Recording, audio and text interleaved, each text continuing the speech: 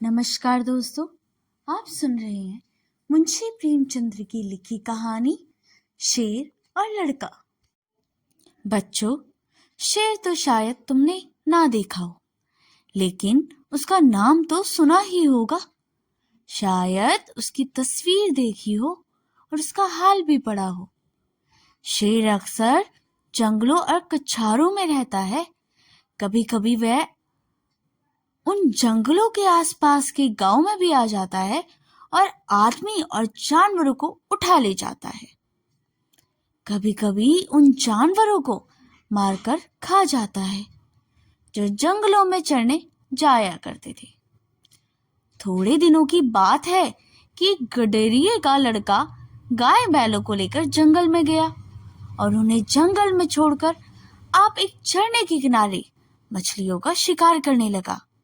जब शाम होने को आई तो उसने अपने जानवरों को इकट्ठा किया, मगर एक गाय का पता न था।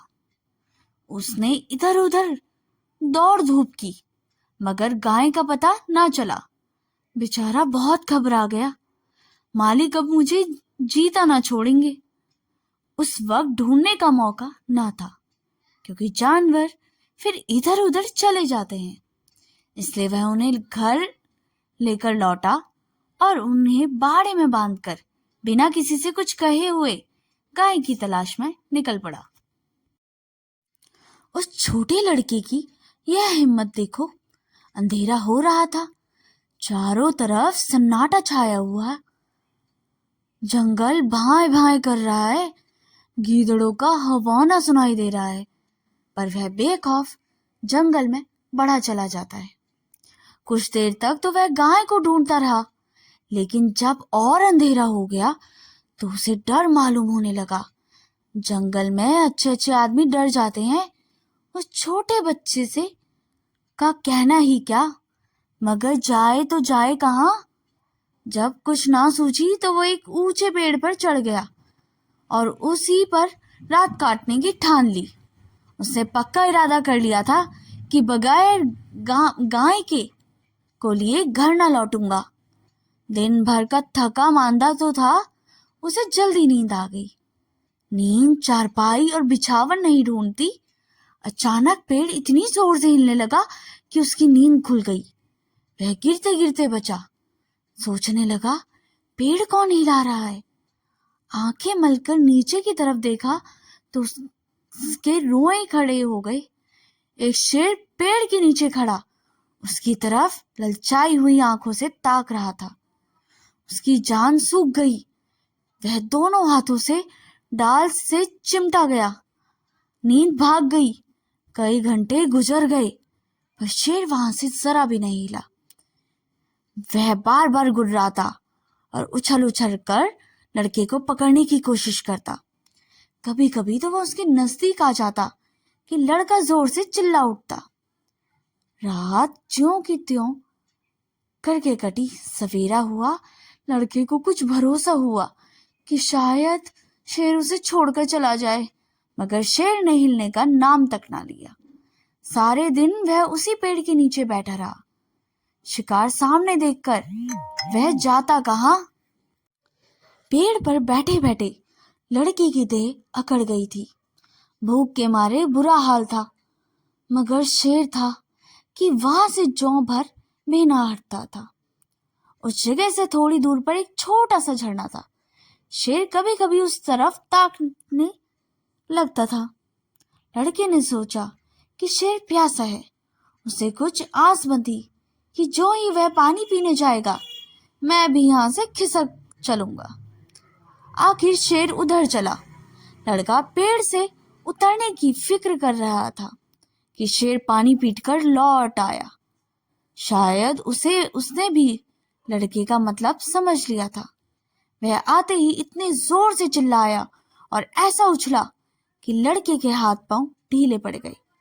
वह जैसे ही नीचे गिरा जा रहा हो, मालूम होता था हाथ पांव पेट में घुसे जा रहे थे।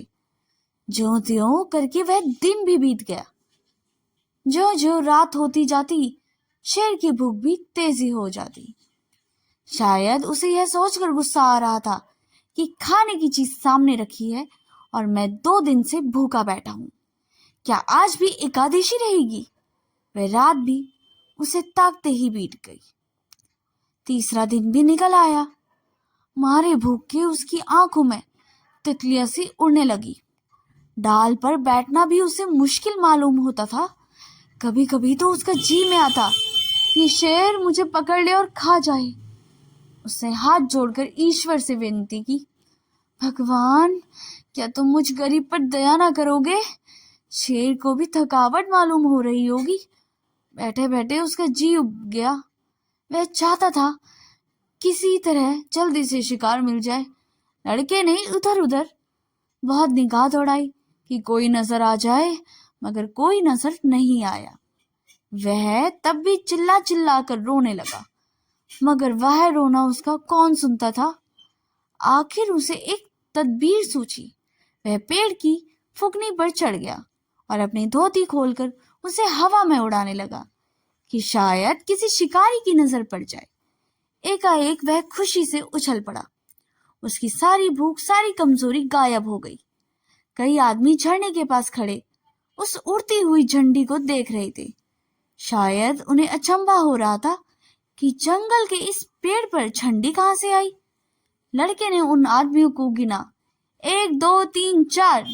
जिस पेड़ पर लड़का बैठा था वहां की जमीन कुछ नीचे थी।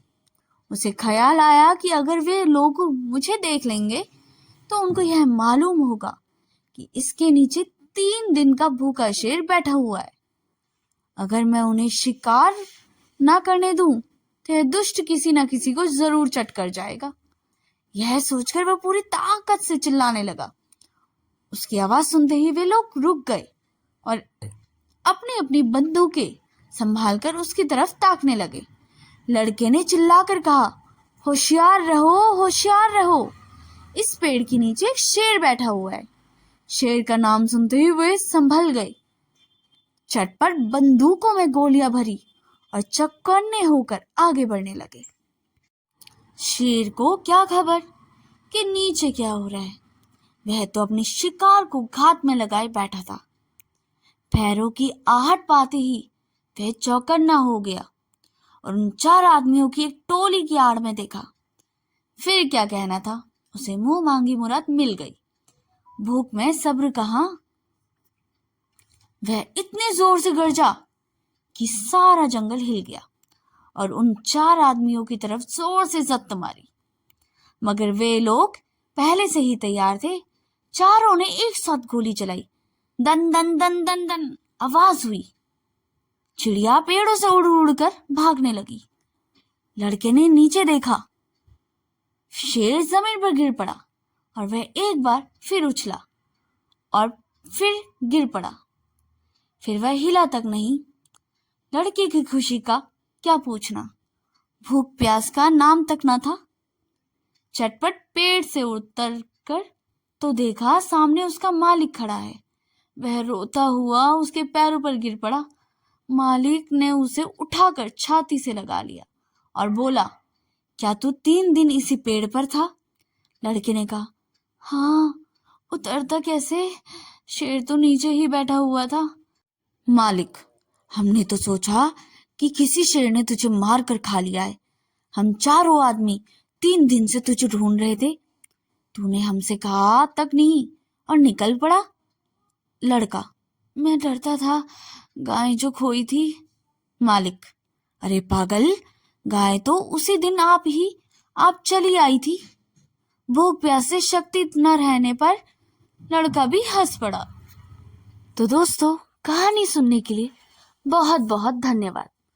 कहानी अच्छी लगी हो तो आप इसे खुद तक ही ना रखें, अपने मित्रों और परिवार के साथ शेयर जरूर कर सकते हैं। और चैनल अभी तक सब्सक्राइब नहीं किया तो इसे सब्सक्राइब भी कर ले और इसके साथ लगे हुए बेल आइकन को भी प्रेस करें ताकि मेरे द्वारा अपलोड की हुई कहानियों का नोटिफिकेशन आपको हमेशा मिलता रहे। तब तक के लिए धन्यवाद।